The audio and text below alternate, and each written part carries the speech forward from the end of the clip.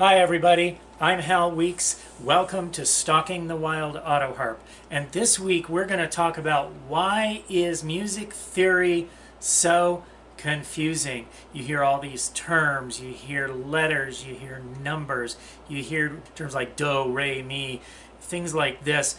And in teaching this to my students in their lessons, and sometimes we have to go there, I find myself explaining this, and I think recently that I've kind of recognized why it's confusing, and I hope to clear up some of that in this video. You see, a given note can have a letter name.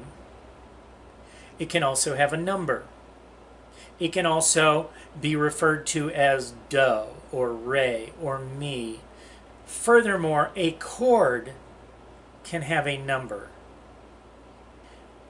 So if we say one, play one, well, do you mean the chord or the note?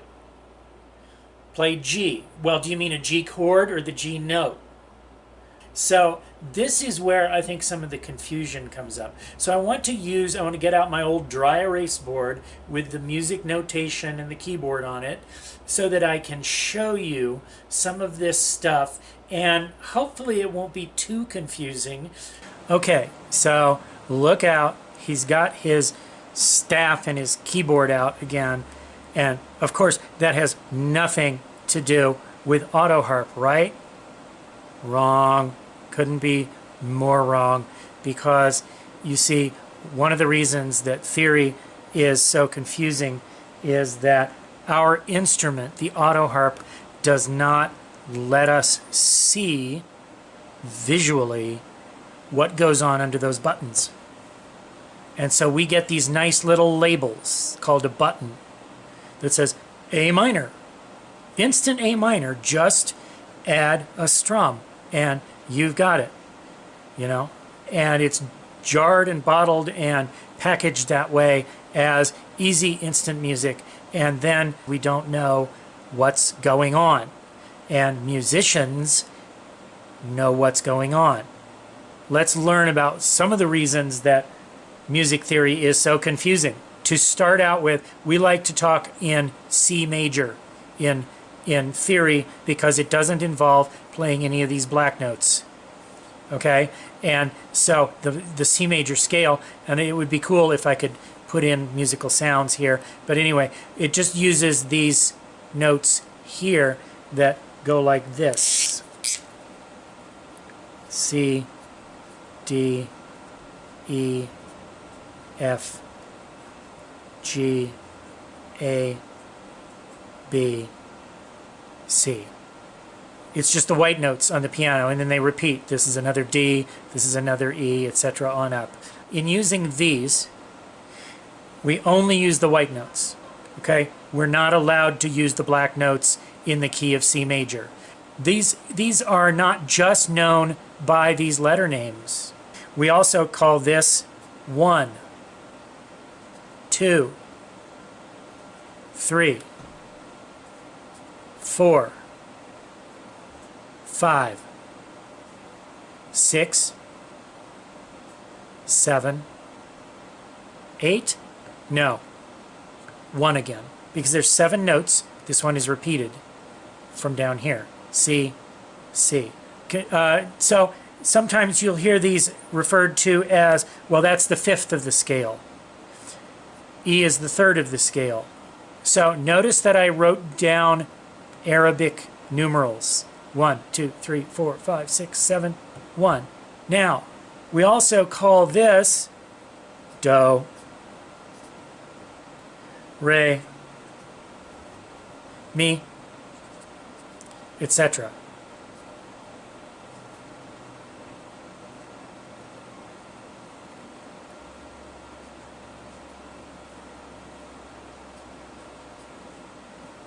Okay? Now, this would not be so confusing if it just stopped there, because there are 3 different systems. One is basically These come from Latin terms, and I'm not going to get into that right now. But this is one system, this is a numbering system, and this is a lettering system, okay? But when we write these out,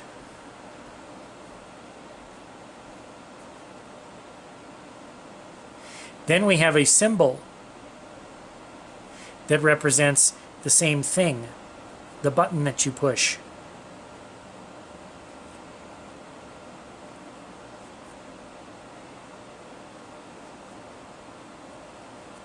All right, on the staff. Okay, now if that weren't enough, each of these can be, see, this is C, D, E, F, G, on up. Now, each of these letters can also be considered as the root of a chord. A chord is 3 or more notes. No, 2 notes is not a chord. 2 notes is an interval in music theory. But what we do is we're going to take this, every other note, till we have 3 of them, like this, this, and this. And we're going to stack those. We're going to take this one and move them over here like this. So now we have C as the root, E, G. And we're going to do the same here and stack them like that, just like a little stack of pancakes. And we skip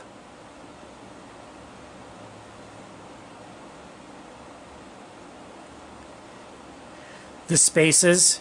If it's on a line, we do the next 2 lines up. If it's on a space, we do the next 2 spaces up, like that. So here we have the chords that are in our diatonic key of C. And this, here is where the confusion, I think, really starts.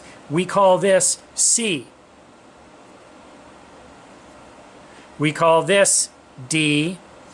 We call this E. We call this F, G, A, B, and C again. But we already had this here, referring to a single note. What should be being said is C major, D minor, E minor, and I realize I'm making these sloppy, you can't read them, but you get what I'm trying to say. We've got C major, D minor, E minor, F major, G major, A minor, B diminished, and C major again.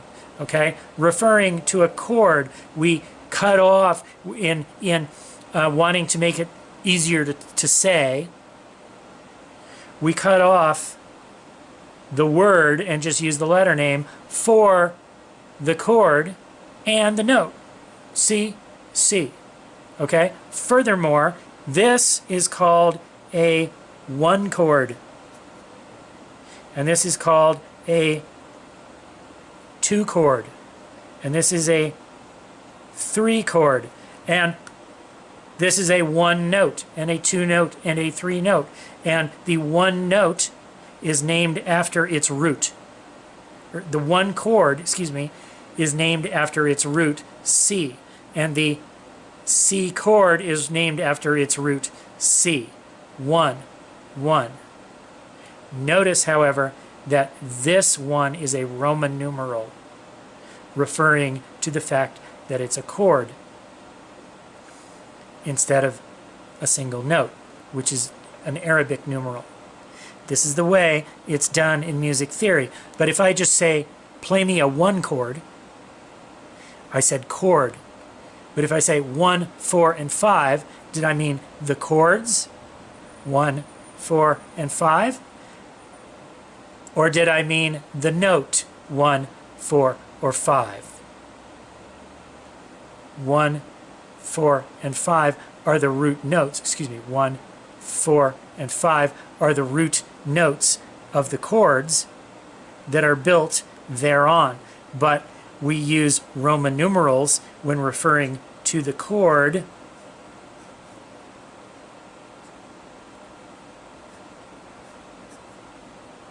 Furthermore, we use lowercase Roman numerals to indicate that it's minor, and uppercase Roman numerals to indicate that it's major.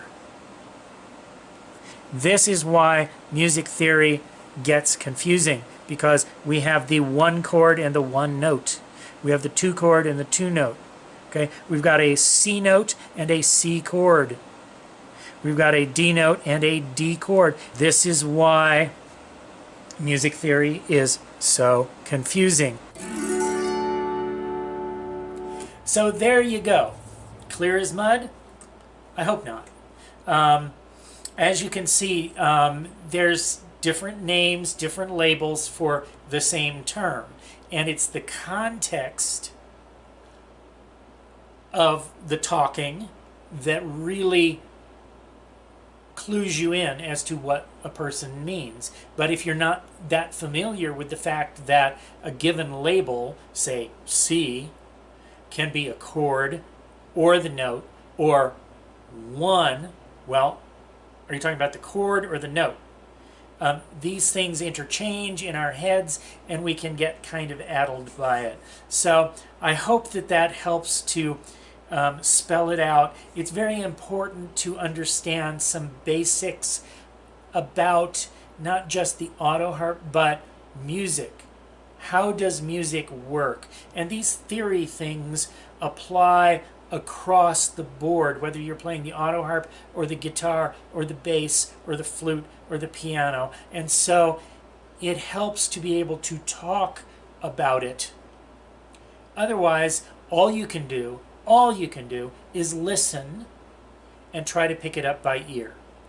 And so when people start using terms to communicate, well, first it goes 1, 4, 5, 5, 7, 1, then it goes to 6. You know, we're probably talking about chords, all right? So it helps to have some knowledge, a little bit of knowledge in these areas to turn us into more of a musician. So if I am helping you to learn a little bit about music and learn more about your auto harp, I hope you will consider becoming a patron of this program and helping to support it with a few bucks a month. I would really appreciate it, because every few bucks that I get helps me to keep going, keep making these videos, helps me keep the lights on and the power happening, and helps me keep the video camera in working condition, etc., etc. And I teach lessons. You can work with me individually, one-on-one, through Skype. The links for these things are in the comments section of this video. Remember to like, remember to subscribe. And until next week, I'm Hal Weeks, stalking the wild auto harp.